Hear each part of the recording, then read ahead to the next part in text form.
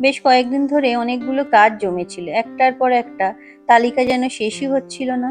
তো আজ ঠিক করলাম আর দেরি নয়, সব কাজ একদিনে শেষ করেই ছাড়বো। চলো আমার এই প্রোডাক্টিভ দিনের কিছু ছোট ছোট টুকরো তোমাদের সঙ্গে শেয়ার করি। নমস্কার বন্ধুরা, আশা করি তোমরা সবাই খুব ভালো আছো। আমিও খুব ভালো আছি। সম্পাস লাইফস্টাইলের আর একটা নতুন ব্লগে তোমাদের সবাইকে স্বাগত। আজ হলো মঙ্গলবার, মঙ্গলবারের ব্লগটা আমি এখান থেকেই শুরু করলাম। তো আজ ভোরবেলা না ঘুম থেকে উঠতে একদম ইচ্ছাই করছিল না, জানো। গত 2-3 দিন ধরে বাবির শরীরটা যেহেতু ঠিক নেই, একটু অসুস্থ, তাই সারা রাত প্রায় না ঘুমিয়েই কেটে যাচ্ছে। যদিও গতকাল সারা রাত ও জ্বরটা ছিল না, কিন্তু ঘুমটা ওরও ঠিকঠাক হয়নি, বারবারই ঘুম থেকে উঠে পড়ছিল। তো আমারও মোটামুটি জেগেই কেটেছে, তাই সারা রাত ঘুমটা হয়নি। আর সারা দিন এই পরিশ্রমের পর রাতে যদি শরীর একটু বিশ্রাম না পায়, তাহলে তো অলসতা আসতে বাধ্য। সকালে ওঠার সময় না প্রচন্ড ক্লান্ত লাগছিল, জানো। উঠে কোনো কাজ করতে ইচ্ছাই হচ্ছিল না। কিন্তু নিজের অভিজ্ঞতা থেকে বুঝেছি, শরীর বা মনের এই অলসতাকে যদি প্রশ্রয় দেওয়া হয়, তাহলে এটা আরো বেড়ে যায়। যত আমি মনে মনে ভাববো না আজকে আমার শরীরটা ক্লান্ত, আজকে আমার শরীরটা খুব দুর্বল, আজকে আমার কাজ করতে ইচ্ছা করছে না, এইগুলো যত আমি দেখেছি মনের মধ্যে আনি, তত কাজ করার ইচ্ছাটা আরো কমে যায়। এবং শেষমেশ দেখি উঠে আর সেই কাজটা করতেই পারি না। তাই সবসময় চেষ্টা করি এইরকম যখনই মনের মধ্যে আসে সেগুলোকে পাত্তা না দেওয়ার। তো আজকেও তাই করলাম। মনের এই অলসতাকে প্রশ্রয় না দিয়ে উঠে পড়লাম তাড়াতাড়ি বিছানা ছেড়ে। আজকে না বাবিকে ভাবছি স্কুলে পাঠাবো না, জানো। কাল রাত থেকে যদিও জ্বরটা নেই, তাও আজকের দিনটা আর একটা দিন একটু বাড়িতেই ও থাকুক। কারণ যদি কোনো সময় আবার জ্বরটা আসে তো অসুবিধা হবে।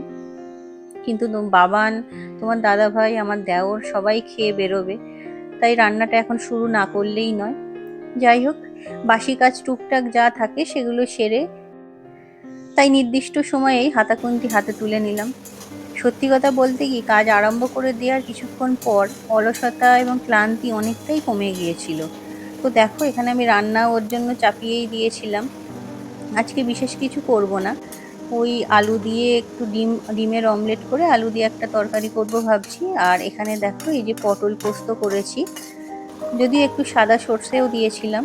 তারপর একটু চা বানিয়ে নিয়েছিলাম। একটু চা খেলে সকালবেলা এই অলসতাটা বা এই নিস্তেজ ভাবটা অনেকটা চলে যায়।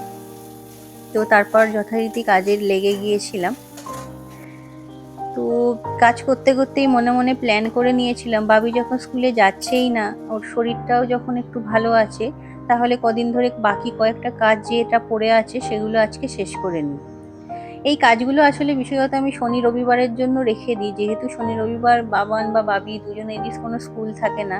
তো বাইরে আমাকে সকালের দিকে বেরোতে হয় না, অনেকটা সময় তাই বাঁচে। তো সব কাজ তো সব বাড়ির প্রত্যেক দিন করে ওঠা সম্ভব নয়, একার পক্ষে দুটো বাচ্চাকে নিয়ে কোনো মতেই করে উঠতে পারি না আমি।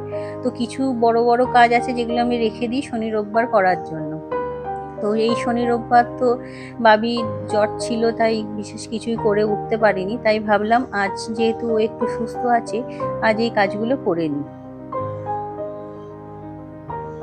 কারণ যেহেতু একার হাতেই সব, তাই না করলে কাজগুলো পড়েই থাকবে। তাই সমস্ত বিলাসিতা, অলসতা, ক্লান্তি সব দূরে সরিয়ে লেগে পড়লাম কাজে। তো এই দেখো, এই ঘরে এই যে টিভির টেবিলটা পরিষ্কার করে নিচ্ছিলাম। টিভিটা আসলে বেশ কিছুদিন হলো খারাপ হয়ে গেছে। একটা নতুন টিভি কেনাও হয়েছে, সেটা এখনো ডেলিভারি হয়নি, কিন্তু খুব সম্ভবত আজ বা কাল হয়তো আসবে। তাই টিভির টেবিলটা ভালোভাবে পরিষ্কার করে নিচ্ছিলাম। আর এই পুরোনো টিভিটা ওরা নিয়ে চলে যাবে। তো ভালো, তখন নতুন টিভি লাগিয়ে দেওয়ার পর ভালোভাবে আর ওটা ক্লিন করা যাবে না, তাই আজকে করে নিলাম ওটা ভালোভাবে আগে। তারপর এখানে এই যে নিচের যে র্যাকটা আছে যেখানে বই টইগুলো রাখা থাকে, সেটাও অনেক দিন হলো পরিষ্কার হয়নি। এগুলো আসলে পরিষ্কার করতে অনেকটা সময় লেগে যায়, তো তাই প্রত্যেক দিন করে ওঠা সম্ভব হয় না। তো যেহেতু শনি রোববারটা একটু টাইম পাই, তাই শনি রোববারের জন্যই রেখে দিই। তো আজকে দেখো এগুলো ভালোভাবে পরিষ্কার করে নিলাম। ধুলো পড়েছিল প্রচণ্ড। আসলে আশেপাশে এত কনস্ট্রাকশনের কাজ চলছে না, প্রচুর সিমেন্ট, মার্বেলের গুঁড়ো এগুলো এত উঠছে, বাড়িঘর তো প্রচণ্ড পরিমাণে নোংরা হচ্ছে। না হলে এগুলো এতটা পরিষ্কার করার হয়তো প্রয়োজন পড়তো না। তো যাই হোক, নোংরা যখন হচ্ছে পরিষ্কার তো করতেই হবে। তো এই দেখো সব পরিষ্কার করে নিচ্ছি। আর অনেক ওষুধ, অনেক বাড়তি জিনিস এই বাস্কেটগুলোর মধ্যে জমে থাকে, জানো তো। যে যেখান থেকে যা পায় এগুলোতে এখানে তুলে রাখার আমাদের একটা হ্যাবিট আছে সবার। তো সেইগুলোকে ওই যে বাইরে বের করে দিলাম। তো মাঝে মাঝে এখানটা পরিষ্কার করলে সেই জিনিসগুলোকে বের করে নেওয়া যায়, নাহলে এখানে প্রচুর জিনিস জমে যায়। তারপরে এই যে বাবানের বই খাতাগুলো সমস্ত অগোছালো হয়েছিল, সেগুলোও ভালো করে গুছিয়ে নিচ্ছি পরিষ্কার করে। তো এরপর এই যে উপরের ছোট ঘরটা এসেছি। এই ঘরটা তোমাদের খুব একটা দেখায়নি। এই ঘরটায় আমাদের কোনো আসবাবপত্র নেই, কিন্তু এই ঘরে এই যে একটা দেয়াল আলমারি আছে যেখানে প্রচুর শোপিস টোপিস রাখা আছে। এগুলো আগে নানা জায়গায় সাজানো ছিল, কিন্তু বাবি যেহেতু হাত পেয়ে যায় তো সব জিনিস নিয়েও প্রচণ্ড ভেঙে দিত, তাই সমস্ত বাড়িরই প্রায় সমস্ত শোপিস এনে আমি এইখানে এই উপরের দুটো তাকে রেখে দিয়েছি, না হলে যেহেতু এখানে ওর হাত যায় না। আর ওই যে পুতুলগুলো তোমাদের দেখালাম, ওইগুলো না কৃষ্ণনগরের পুতুল, জানো, ওগুলো মাটির পুতুল, খুব সুন্দর ছিল, কিন্তু তারও একটা পা বাবি ভেঙে দিয়েছে।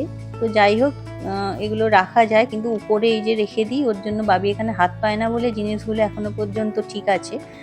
পরে ও যখন বড় হবে তারপর নিচে নামিয়ে বিভিন্ন জায়গায় এগুলো সাজানো যাবে।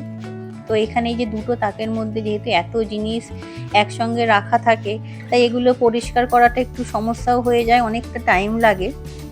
তো এই যে দেখো ভালোভাবে আমি ওর জন্য আজকে সব নামিয়ে পরিষ্কার করছি। বাবি এখন এখানে নেই, ও নিচে আছে। আর এই যে জিনিসটা দেখছো, খুব সুন্দর জিনিসটা, এইটা না গরুর শিং দিয়ে তৈরি।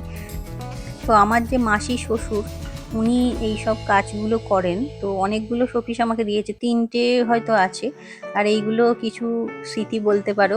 বাবান যখন খুব ছোট ছিল তখন এইসব বানাতো, বানিয়ে দিত, আমাকে দেখাতো। তো সেগুলো আমি সব এই বক্সটার মধ্যে গুছিয়ে রেখে দিয়েছি। যে এইটা দেখো, এটা আমার বার্থডেতেও তৈরি করে দিয়েছিল। কিছু জিনিস আছে যেগুলো বাবানের বন্ধুরা ওকে দিয়েছিল। এই যে দেখো, র্যাকটা আমার পুরোপুরি পরিষ্কার করে সুন্দরভাবে গোছানো হয়ে গেছে। আর তোমাদের এই জামা কাপড়গুলো দেখিয়েছিলাম সেই শনিবার দিন যে ইস্ত্রি করতে হবে, তো এতদিন ধরে টাইম পাইনি। আজকে যেহেতু বাবির শরীরটা একটু ঠিক আছে, ও খেলছে ওখানে দেখলে, তাই সমস্ত জামাগুলো আজকে ইস্ত্রি করে নিয়েছিলাম। তো এত কিছু কাজের মধ্যে সমস্যা যেটা হয়েছে, আমাদের যে কাজের দিদি সে আজকে আসেনি। তো ঘরগুলোও নোংরা আছে, তাই সমস্ত কাজগুলো কমপ্লিট করার পর এই যে ঘরগুলো দেখো ঝাড় দিয়ে দিচ্ছি। তো ঝাড় দেওয়ার পর একটু মুছেও নিয়েছিলাম, সেটা সময় তো ভিডিও করা হয়নি। তো এই যে দেখো ঝাড়গুলো দিয়ে ভালোভাবে পরিষ্কার করে নিচ্ছি। আর ঝাড় দিয়ে না প্রচুর নোংরা বেরিয়েছিল, জানো। ওই দিদি প্রত্যেকদিন কাজ করলেও আসলে নিজের বাড়ি যতটা ভালোভাবে মানুষ কাজ করে, অন্যের জায়গা তো সেইভাবে করা যায় না, বা করেও না কেউ। তো দেখো, তো আমি ওর জন্য যখন মাঝে মাঝে ঝাড় দিই তখন দেখি প্রচুর নোংরা বেরোয়। আর আজকে যেহেতু এইখানে এই আলমারিটা পরিষ্কার করেছিলাম, তো দেখো কত নোংরা একসাথে বেরিয়েছে। এছাড়া ছাদের সিঁড়িতেও অনেক নোংরা জমেছিল, সেইগুলোও সব পরিষ্কার করেছিলাম।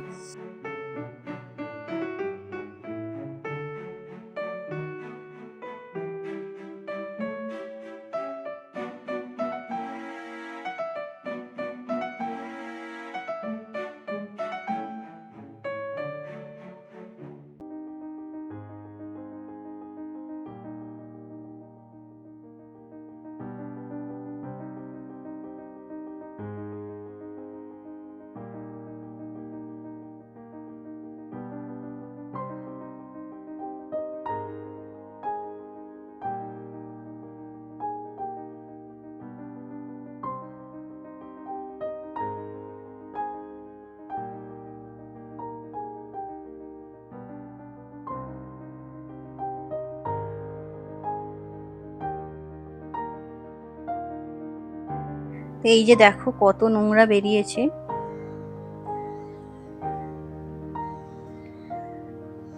তো যাই হোক, শেষমেশ যখন সব কাজ শেষ হয়ে গিয়েছিল, মনটা খুব ভালো লাগছিল, মনে হচ্ছিল না আজকে পরিশ্রমটা সার্থক, যদিও প্রচুর খাটাখাটুনি হয়েছে সকাল থেকে। তো আমার এই সারাদিনের কাজগুলো তোমাদের সঙ্গে ভাগ করে নিতে পেরে আমার খুব ভালো লাগছে। পরিশ্রম হয়তো হয়েছে, কিন্তু সেটা তোমাদের সঙ্গে যেহেতু ভাগ করে নিতে পেরেছি, পরিশ্রমটা অনেকাংশেই কমে গেছে, অনেকটা ভালোও লাগছে। তো দেখো এই যে কত নোংরা বেরিয়েছে, এগুলো আমি প্লাস্টিকে ভরে নিচ্ছি, নিয়ে গিয়ে বাইরে ডাস্টবিনে ফেলে রাখবো। আর এরপরে যাব উপরে, উপরে গিয়ে বাবিকে চানটা করাবো, আমিও করব, তারপরে পুজো আছে, তারপরে বাবিকে খাওয়াবো, নিজে খাবো, বাবাকে খেতে দেবো। বাবা যদি এখনো আসেনি, একটু বেরিয়েছে। তো তারপরে ভিডিও এডিটিং করতে বসবো। ভিডিও এডিটিং করতে অনেকটাই সময় লেগে যায়। তো আজকের আমার ভিডিওটা এইটুকুই। তোমাদের যদি আমার এই প্রোডাক্টিভ দিনের কাজগুলো ভালো লেগে থাকে তাহলে অবশ্যই একটা লাইক করে দিও, আর তোমাদের বন্ধু বান্ধব আত্মীয় স্বজনের মধ্যে ভিডিওটা অবশ্যই শেয়ার করে দিও। আর যারা এই মুহূর্তে নতুন আমার এই ভিডিওটা দেখছো তারা অবশ্যই চ্যানেলটা সাবস্ক্রাইব করে আমার এই ছোট্ট চ্যানেলটার পাশে থেকো। সবাই ভালো থেকো, সুস্থ থেকো, টাটা।